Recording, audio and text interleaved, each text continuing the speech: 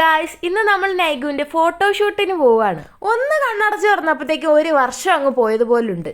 ഒരു വയസ്സായി. പോകുന്ന വഴിക്ക് ചെറിയൊരു പവർ നാപ്പ് എടുത്തു. ഈ ബീച്ചിൽ ഞങ്ങൾ ഫസ്റ്റ് ടൈം ആണ് വരുന്നത്. എന്റെ മേൽ നല്ല സൂപ്പർ ബീച്ച്, ഏത് ഭാഗത്തോട്ട് നോക്കിയാലും അടിപൊളി വ്യൂ ആയിരുന്നു. ഈ സ്പോട്ട് ഞങ്ങൾക്ക് ഞങ്ങളുടെ ക്യാമറാമാൻ സജസ്റ്റ് ചെയ്തതാണ്. ഞങ്ങൾ എത്തുമ്പോൾ തന്നെ നല്ല മഴക്കോളുണ്ടായിരുന്നു. മഴ പെയ്യും മുന്നേ ഷൂട്ട് തീർക്കണമെന്ന് പ്രാർത്ഥിച്ചെങ്കിലും നൈഗുവിന്റെ സെക്കൻഡ് ഔട്ട്ഫിറ്റ് ഇട്ടപ്പോ തന്നെ മഴ പെയ്യാൻ തുടങ്ങി. ഞങ്ങളുടെ ഒപ്പം ഞങ്ങളുടെ ഫ്രണ്ട്സും ഉണ്ടായിരുന്നേ.